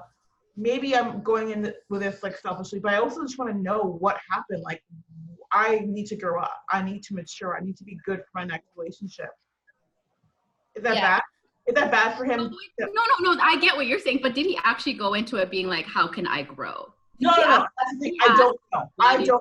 Yeah, that's true. It seemed like all the questions he asked were about him. Yeah, fair. I appreciated as a viewer seeing the breakdown and the postmortem of their relationship. Because if we didn't get that, and then they'd gotten together, I would have been like, the fuck? Like, no. Like, in that, I think it was the season we all didn't care for. It was like at the end when he was moving out or something, or he came back to her place, had a conversation, and they both imagined their lives would be together. Remember that episode? Because they did have a conversation. Pelissa, what do you feel? I was confused at first because it seemed like he had returned to pitch himself to both ladies, if that makes sense. Like, it seemed as though he was trying to see who would answer the phone first, who would meet up with him first. If it didn't, my question is, if it didn't go well with Issa, would he have tried to make repairs with Condola? Because the way that his phone, there was a lot of signals to it being kind of a 50-50. But I think, 5 years is a long time to be together, and we spoke about the depth of that time before, and I think this is where that plays itself again, is to be in a relationship with somebody for 5 years and for them to have held you down. Like, the cheating thing is a big thing, but also there's 5 whole years together. And so I do agree with Al to say that there was that maturity level there in order to be able to talk about your past relationship and to potentially see how you could work out in the future, right? If they didn't bring the big thing that they brought to us at the end, honestly, I think, they could have had a successful relationship. They were open to exploring being long distance, because to be crippled in the beginning, to know that you can survive without one another makes you then want to be with each other. And I think that's the version of the relationship we were seeing, where they actually both wanted and didn't need to be with each other. Yeah, I don't believe in closure. I think that, I don't necessarily agree with like going back to like, especially if you have some like unresolved issues, to being like, what could I have done? What did I do wrong? Or like, why did you break? Especially, when one person breaks up with the other and it's kind of unexpected. I disagree with you, Natizia, on the point of Lawrence being selfish, because I think that I don't think he necessarily wanted to get back with Issa. I think he was just interested in hearing, because they had wanted to kind of work things out, and then he decided not to, from I think season 1. And at the end of when they did spend that night, she kind of was like, oh, can I actually stay? And like, she kind of presented that opening, and then he was like, okay, well, I guess we're doing this. Like, we both, obviously there's still leftover feelings. And so he kind of welcomed her back in. So I do agree with you, Elle, on the point of like, it was a sign of maturity that they were able to talk about what had happened. And, there wasn't necessarily any blaming or pointing fingers. Like, they both had their own things that they did wrong. But I don't think it was necessarily, I don't agree with it being a thing of like, oh, like, let's kind of put a nice, neat little bow on like, our relationship. It definitely neat or nice. And there's still is a fire burning right at the end of the season. So I don't know. So Elle, do you kind of like how that episode ended in terms of, them, spending the night and spending the morning and the next little while together? How do you feel about how their things went on from them spending the night together? So I don't know. I mean, it was a natural progression of the episode. If they didn't spend the night, you would have been like, weird. Like, they went through all that. You would have appreciated it, but like it didn't feel complete, because you're like, okay, cool, they got this closure, and then like sexy times, and then it happened. And you're like, yay! I liked it. It was like a nice change out of like all the shit that was going on in like the show. Like, it was exploding, and it was like a comfort blanket that you can kind of like put on just for like even one night, because you didn't know how it was going to end. You didn't know that they were going to end up in a relationship or whatever. You just knew that for that one night they could go back to like where they were, and Issa had like technically didn't have Molly, so it was nice to have that thing back, right? So yeah. Ari, you were gonna say something? I agree with what you said, Al, about like if they hadn't, you'd be like, oh dang it. But you know, that the fact that they did, you're like, oh.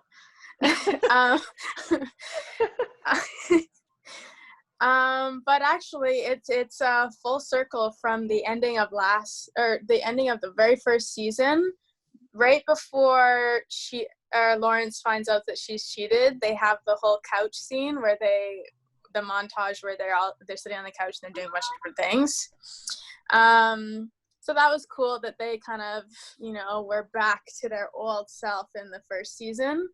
But I just like, there was so many problems about that date. First of all, like that she fell and he just stood there. Yeah, like, bruh. That was No, like, you just say I'm fine. Huh? But you still come and help me. Like you saw, Yeah, I'm on I my was face. I'm literally on my face in front of like hundreds of people. Seriously, and you just like sit there and make a joke. Like, right? I There loved were it. so many problems. Like I thought it was nice and genuine, and once again, like people were just setting boundaries and being independent. Like, no, help me up. shit. her face. I'm an independent woman. She's Help me hard, out. though. She's Are you hard. kidding me? She's No. hard. She said she was fine. No. Hey, Yeah. they got free drinks. Bruh. But you know, like the rest of the date where they go out of the restaurant and they run into that guy she was smashing, and she was like, oh dang it, like this is really the last person I wanted to see. And then the moment where Yes, he's babe. like, I'm gonna head out, and then he leaves, and I was like, he's canceled. Like at that point, if he hadn't turned around and be like, brah, you know, like when he turned around. What about Condola? Oh. What about the texting? Yes. Yeah. That too. That, you know, it was just like a bunch of different scenarios where I was like, this is really, he said, don't do it, because No. I just felt like he was still playing. He wasn't ready. He he hadn't decided anything in his head, because he still had his mind open to both things. So the fact that she was like, oh, I kind of want to stay. I mean, I guess now they're back together, which is low-key what I wanted, but I just don't really, I don't trust that Lawrence is actually in it. That's why I felt it was selfish.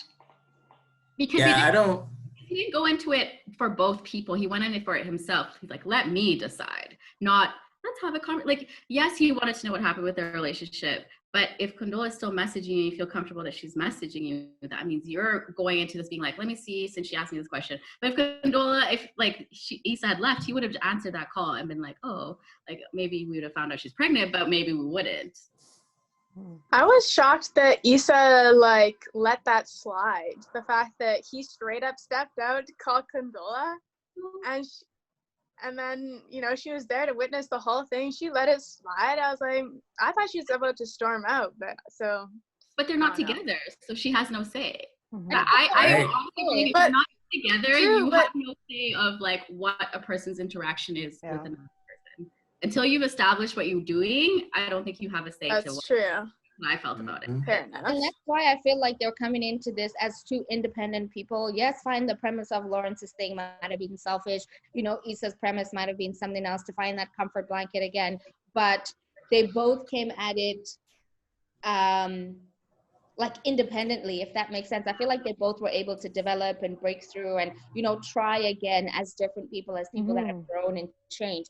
And if either of them had carried on with their cheating ways or whatever, or carried on texting people on the side, you know, then that would have proved to the other person where that person had been. So I think it was fair for them to get to negotiate their place again. But I do think that this is not a relationship. I think it's a situationship. I think they're very new into it. And once again, we always have this almost hurry up thing. Like, oh my goodness, you've been on 2 days. There was a montage on the couch.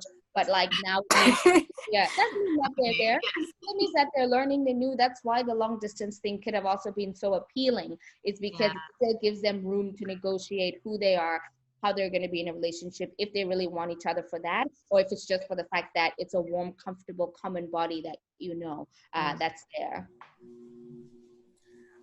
So how do we feel Nathan plays into that whole dynamic? Because from last season, Nathan and Issa did develop a little bit of a thing, and he left her hanging, and we later find out that he had to kind of take time away because he was having some mental health issues. He found out that he was bipolar. But now he's reappeared in this season, and they've obviously developed a little bit of rapport, and they're trying to see what's good, see what's if there's anything still there. He is trying to see what's good. They are not trying to see it. He is. If Lawrence jumped in, though, let's be real. Huh?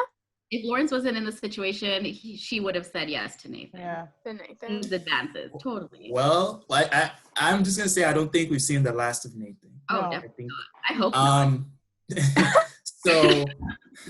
So he, after Issa and Lawrence, kind of have started building their own thing.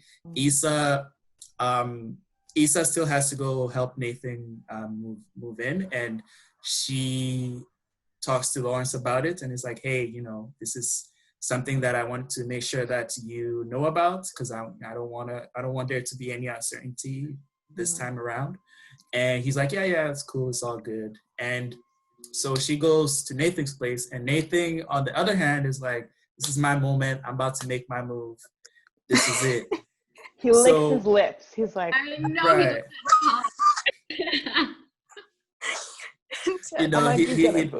At the doorway. He turns on the light skin. He turns on the light skin quite a bit. I'm not gonna lie. You know what I mean.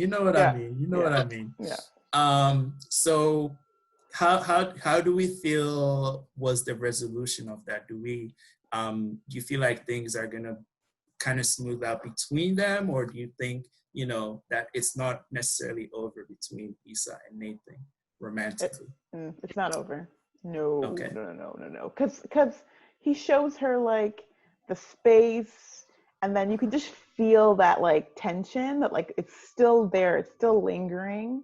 Even though maybe she doesn't feel it from her side, he's still like, I'm here. And I do appreciate that he apologized for like talking about her ex or Lawrence, whatever, in a way that was like not respectful. But I think it's gonna happen again. He seems sometimey. He was saying the truth. He is wishy-washy or two-timey or whatever he said. Sometimey.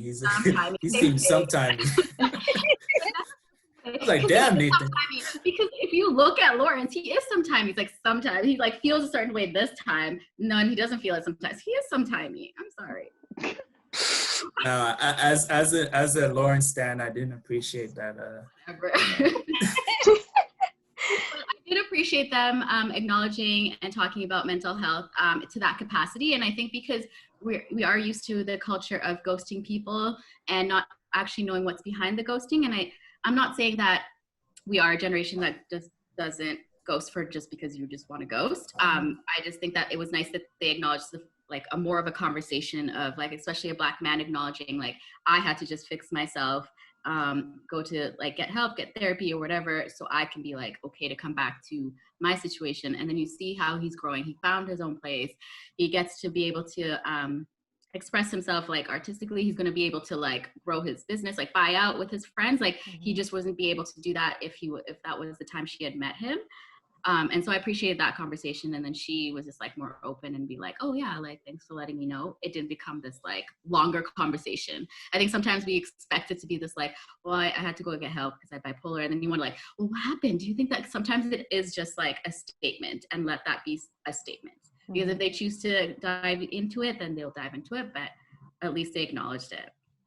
Yeah. I feel two ways about this. The first thing that I feel about Nathan is that he's that guy that, like, you know, he likes you, and like he's gonna keep reminding you that he likes you. I feel like that can get a little bit uncomfortable depending on how serious the Lawrence and Issa thing goes.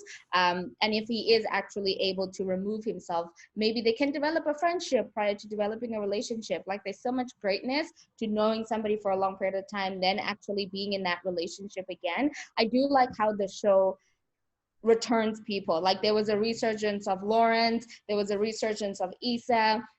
You know, there was many potential times for there to be a resurgence of Molly, but we didn't get to see that. So I do like the character building and making sure that there is a fuller story to things. But I don't know if I want Issa and Nathan to be together, and not because Nathan is, you know, bad for her or good for her, whatever the case is. I just don't think, I don't know, they just don't feel like they'll be able to work. There's something missing, and I don't know what it is. It's like, it's too, not even safe. It's just like, right? And maybe some relationships are and it's fine. True, that's right. But I think that's what it is too. I think sometimes we expect it to be this wrong, like dramatic, like, you know, like romance of like this whirlwind, because it did start off that way when we first met them, and we did like him, right? Remember, it did start off that way, but we find out it's because he's bipolar. But then it's like, maybe you feel this way because now he's like at a stable place with his mental health, that he is this person now, right? Because when you first met him, he was like, kind of like, let's do this, let's go out, let's blah, blah, blah. And she had fun with him. So I appreciated that he was even like, I have a space for you. He's growing, she's growing. And so I feel like they're kind of in the best place together to be together, because they're both kind of like exploring other sides of their growth. Like, he's building a business, she's starting a business. So they're like at the perfect time to meet each other. And when we look at their humor, that's very similar. Like, they can have fun, they can joke around, but then we saw that they can also have a serious conversation. I think the beginning was also too good to be true, and we saw that from Totally. I was like, there's something wrong with him. Yeah, no one is Why are we jumping in someone's pool? like naked, like, yeah. I've done this stuff, but that's a little bit weird. I do think. Oh, go ahead. Oh, I just was gonna add that I do think though that Nathan has been there actually since he came back. I think he's been there more than Lawrence has. Like, I was actually surprised that they didn't put Lawrence in the block party scene. Yeah. I was confused by that. I was like, where the heck was Lawrence in the whole thing? I think that's like, he was sometime. He shows up sometimes. Yeah. Sorry, David. But yeah, no, I just think that Nathan has really showed up for her since he's been back, and he's been quite consistent about that, even when she hasn't returned his calls or anything like that. So I think he's going to be in the next season for sure. Yeah. Do we think it's okay though for somebody like Nathan to show up and give you all that space and grace, but for you then to not be in a relationship with them? Like, is it enough to appreciate all of that, to meet each other where they are, to support each other, but just as friends? So I feel like also, you know, we might be going into muddy waters where, you know, there's all this stuff that Nathan has done, and it's kind of like well, you know, it would be appropriate if Issa was to date him, almost like it's a payback thing, or it's like an equalizer thing. And I think it's okay for them to just remain friends, but to have just as much involvement and growth and love for each other's new beginnings, and strive for each other in that way. I mean, it's a basis for a great friendship and possibly relationship. So yeah, I think it can go either way. If you're honest with your communication and be like, listen, this is what it is, I think it can go both ways. If he respects that decision and she respects it too, and have those boundaries, I think it's possible to be friends. Yeah, so I think just sticking with the theme of the mental health issues, we go into the final episode and find out that Tiffany has gone missing. And, you know, I think this was something that they had been developing throughout the course of the season in terms of her postpartum depression that she was going through as a result of the birth, childbirth that she had. And so she spoke about, earlier in the season, she spoke about a really bad experience that she had with the doctors, you know, who were helping with her her pregnancy. And then she seemed to just kind of be a little bit off. She didn't really seem to be responding too much to the baby, and she seemed to kind of want to get away from being a mother as much as possible. And so how do we feel they approached that topic? Maybe I'll start with Elle. How do you feel they covered that topic of postpartum? So I used to work in the postpartum ward as a nurse for like two years, and then in the NICU with postpartum for 4 years. So 6 years of seeing the raw emotion, the detachment that was so well portrayed.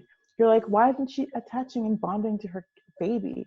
You could see that she was not able to make that connection, and she was kind of distancing herself. And I feel like they introduced it in a way that was like relatable, because so many moms, I feel like, oh, you should be so happy, like you have a baby. Like some people don't get to have babies, but it's a huge adjustment, especially when you go from like partying with your girls, drinking with your girls, going to Coachella, getting tased, like all this different stuff. All of a sudden you have a baby that you have to take care of. It messes with your mind. And babies are awful. Like they are sometimes the worst. Like best birth control is to see your friend have a baby. It's just the worst. Like, no. So I feel like they really, not all the time. I love babies, but also like crying all the time, like colicky, like you can't sleep, like you're losing your mind. So I think that they built it up really well. And I'm glad that they made that a discussion point, and they made it the focal point of the last episode. I was so impressed with that. I really like that, especially as a Black mother. Sorry, I just loved it. It was so good. And so we see that prior to that final episode, Issa and Molly had tried to repair things, but obviously Molly had to Molly, and she has a little bit of a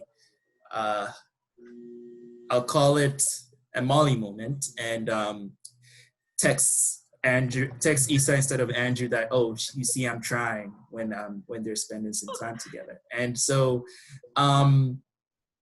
Natasha, do you feel like the Tiffany situation was a way for Issa and Molly to kind of repair their friendship? Was it kind of a reminder of like seeing, how everyone kind of united and came together to try to find Tiffany, and, kind of understanding what's really important? Do you feel like that could have been that opportunity for them? I will say this. I've been in a situation where I was Issa and someone was Molly. And then a life and death situation happened, and we had to have those conversations. And so I thought like that would bring us kind of to the place of understanding of like, let's all come together, let's have this conversation, but it actually drew us further apart because they didn't acknowledge what happened. Now, I think when I was watching that, it brought me back to that place of like how, like, I didn't know how Molly was going to react. Like, are you just doing it because this happened?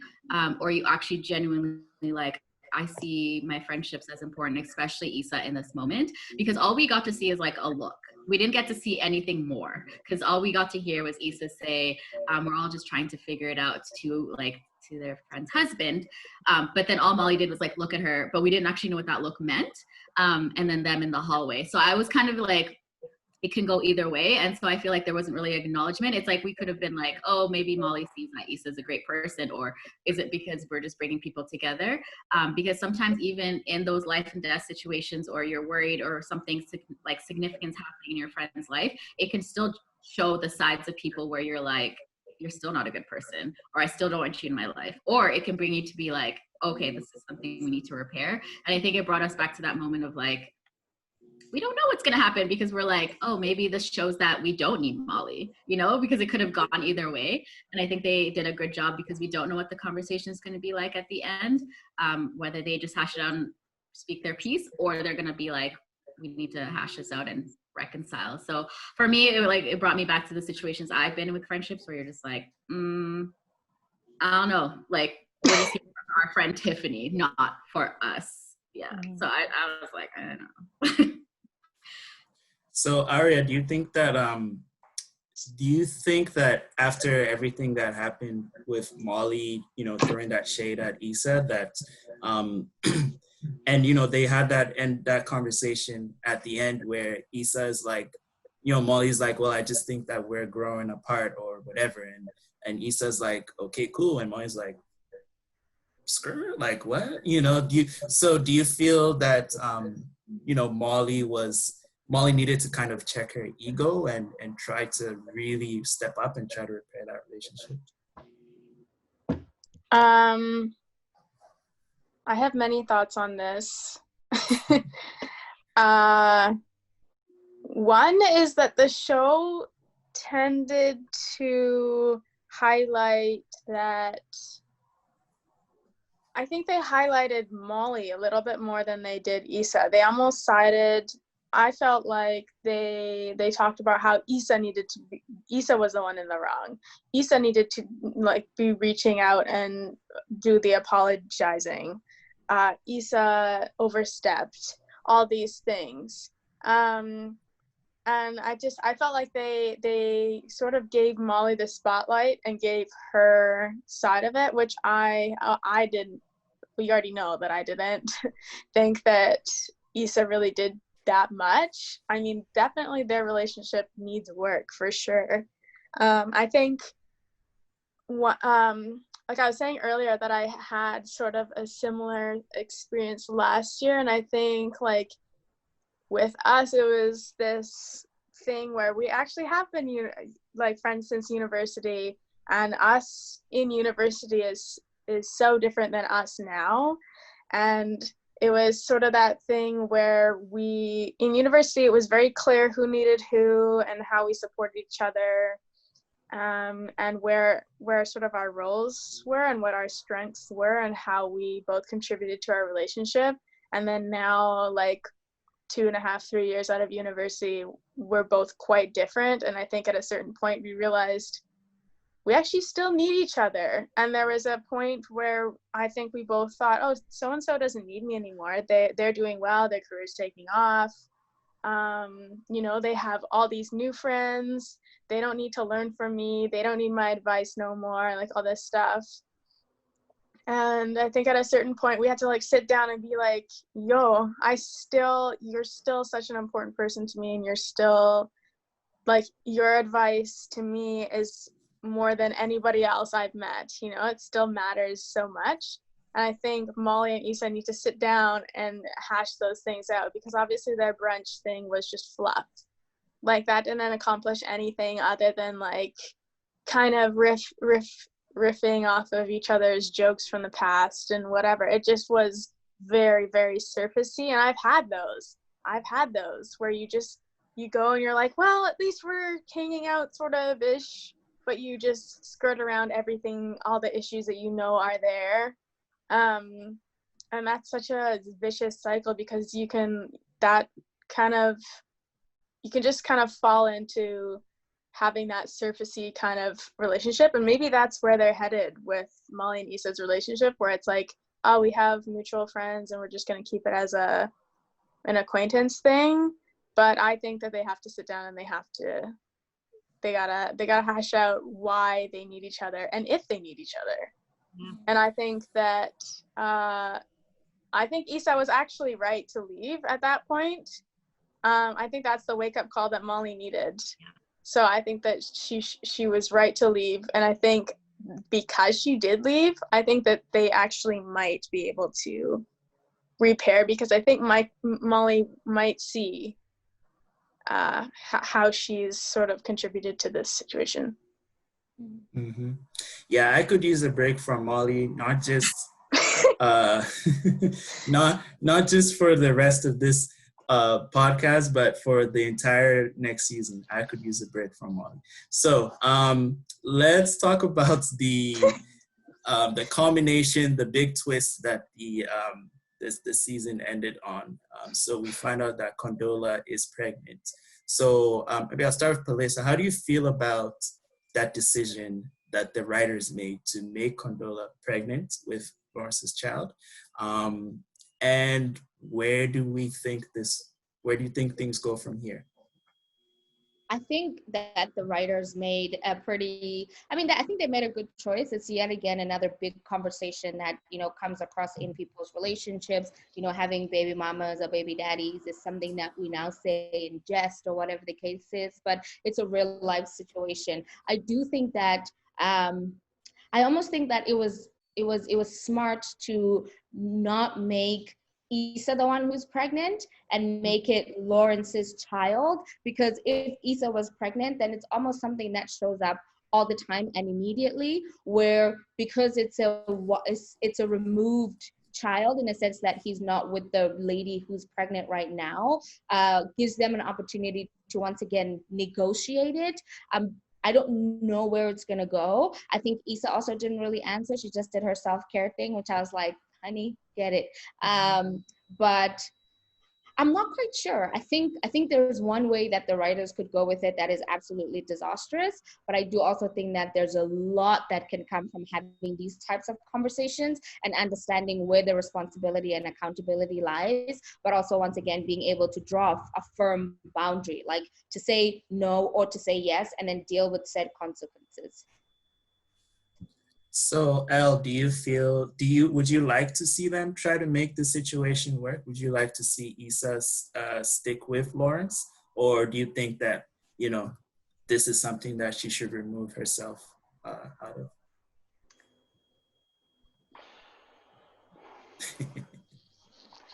Honestly, I think that personally I would just leave it. That's a lot. Like, you already not her child. It's not her child, and it's not a one night stand. It's a woman who's had a deep relationship with now your situationship partner. I would just call it time of death of the relationship. The time that he walked in and told me that she was pregnant. I'm sorry. No. Delete. Delete. No. So, I can appreciate how they tried to reintegrate Lawrence and Issa's relationship back into the show. But in real life, that's just so messy. Like, it's so messy. And Issa's done so well in terms of her growth and her journey and her career, that I would feel it would be a disservice to how, then again, it would show her strength. But I hate that Black woman trope. Like, we're so strong, we can take anything, we can go through anything. I have to hold it down. I have to hold it down for my partner and his baby mama and the baby and change his diaper. And no. Smoke your joint, call it a night, time of death of the relationship. Sorry. Yeah. I love Lawrence, but this is too much. Yeah. And I love how Lawrence was upset because when Condola told him, because he knew he was gonna have to do the right thing. That's why he was upset, because he knew he was gonna have to do. His questions were so trash. Are you kidding me? Are you gonna keep it? Is it mine? Sir. Of course. No. Of course it is. You know who she is. She is. Why can't he ask those questions though? Really? Why would she why would she call him and say, I'm pregnant? I'm pregnant just to say I'm not having it. I what? Or it's not yours. Yeah, and no. Exactly. Yes, exactly. Her. What about her saying, "Oh, you can be as involved as you want"? I think that's fine. I didn't think that was cool. I don't want you in my life with if I'm having your child, I don't want you to be sometimey in my child's life. You either in it or you're not. and I don't want you to be bitter. And I don't want you I don't want that. I can do it on my own. Thing to do the right thing, but you're not actually wanting the child. Then it's that's not beneficial to anyone. Then the child always knows they're not wanted. I think just like their conversation before about the Thanksgiving dinner thing, it was a reaction to each other's non-constructive questions. But that was genuine.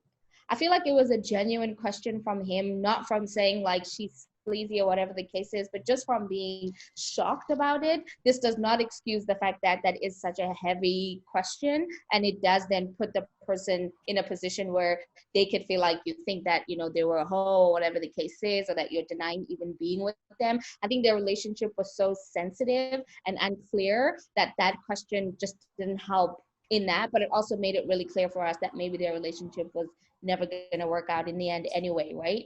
Yeah, and I like that she didn't react to it. Like they didn't make her seem like she was gonna explode for asking, like, who do you think it is? Like, you know, usually when we see those kind of scenes, it's like the woman automatically like snaps and gets like upset and is like, well, why would you think this of me, blah blah. She literally just sat down and was like, you can be involved. And that's why I felt like it was okay she said that, because she recognized his surprise and his like tension, and because she knows he's a good man, she knows that he would do the right thing, but she also wanted to allow him to like process that emotion. That's how I felt about it. Yeah.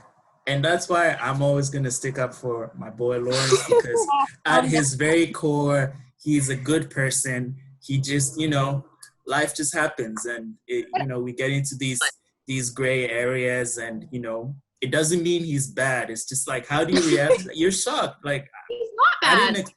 I made him bad at all. Yeah, but Molly isn't bad either. Everybody, nobody. Nah, No one is.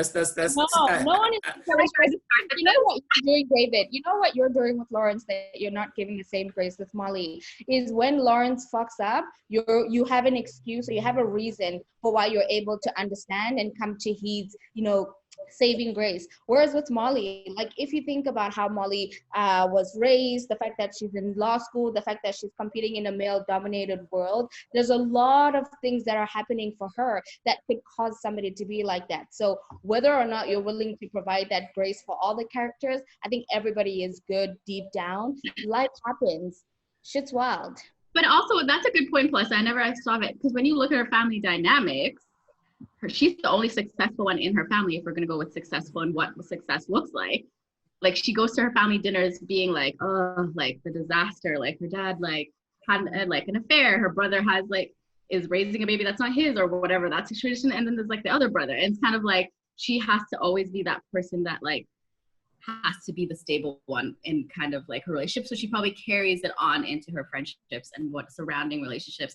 Either she has to overprove herself at work or with her friendships, etc.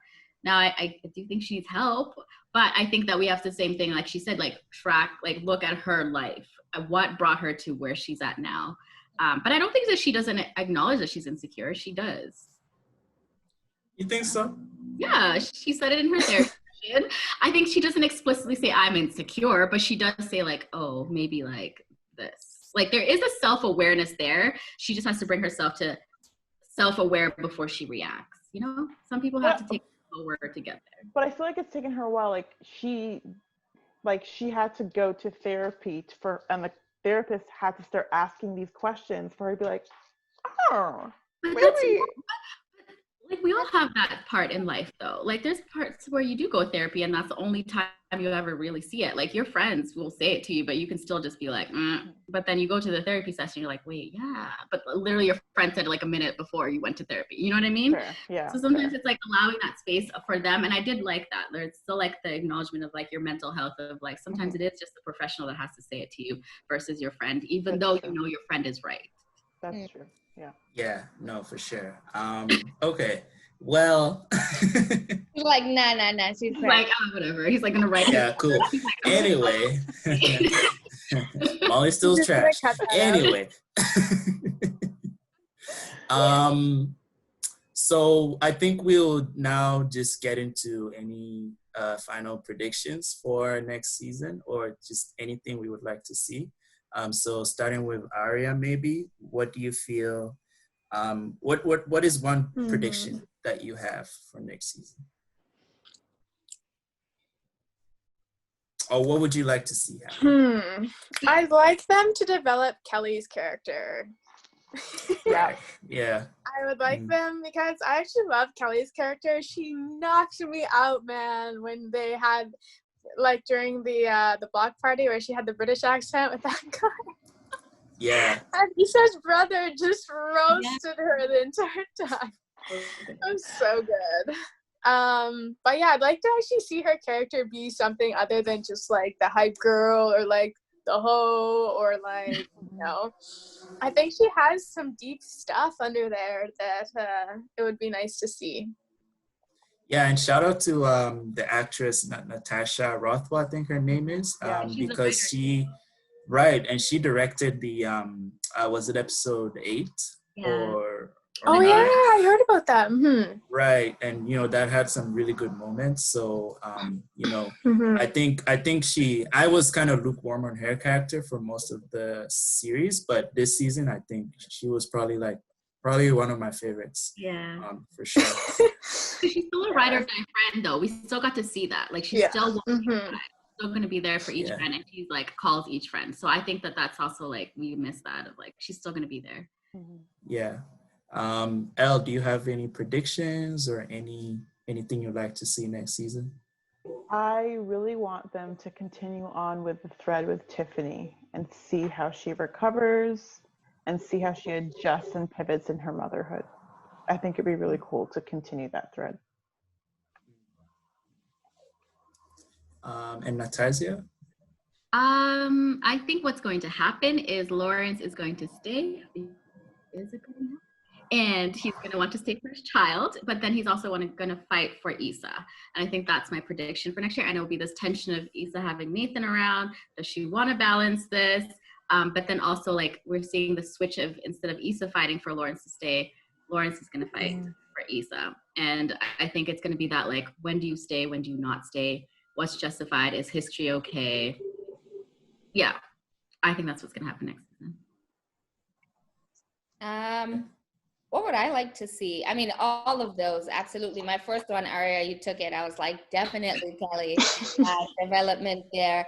I would like to see Issa still carrying on with developing her career. I like the fact that they were putting, 2 people that were potential entrepreneurs, now a third person, Nathan, and then Lawrence has obviously noticed that he likes to back people's ideas, which is also very lucrative. And may I mention that I really like that was a conclusion to him not being able to build his app or whatever the case is, for him to notice how he still has value and for him to notice what he still likes to do, right? And to be able to build that. I think that was a really, really great identity moment for him and just in general for characters. I would like to see Issa, grow this into whatever it might be. There's a lot of people in the world pre-COVID and, maybe even more so post-COVID who make spaces just like Black Women Connect Vancouver does. We do create those spaces and it's such a dynamic way to interact with people. I'd like for that to continue to be centered in the show. That was a good plug. Shameless plug. Wait, hold on. I did not authorize that. That was an unauthorized plug. I'll fix it. That was not part of the agreement. We had a set time at the beginning. Like, make sure to plug it in. No, this is not product placement. All right, this is. Also, I realized we never said anything about like them as on a team because I just introduced myself. So everyone's on the team also, and they all have their different roles. Oh, that's true. David, you should, like, if all of us were an insecure character, who would we be? Oh, you are a troll for this. Well, I'm Lawrence. I'll say that right off the bat. I'm 100%. I think Aria would be Condola. Yeah, I think he would be Condola. I think Elle would probably be. I feel like Tiffany. Yeah. Yeah, I think that. Yeah. Melissa, I think Kelly. You see? I knew it. We always say that. Doesn't believe us. She is Kelly. In the best way. Like, she's so I got it. She's so Kelly. Ride or die for you at any moment. And,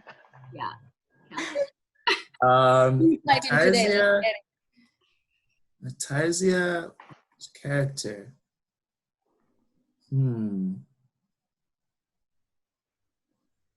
Probably Issa. Yeah, because I feel like you're a very like forgiving person. Yeah, I see a lot of Issa. I see a lot of Issa. Well, hopefully I come back next season. Yeah, sure. Thank you again for jumping on. I know we went definitely long, but there was a lot to talk about. So I told you I have things to say, David.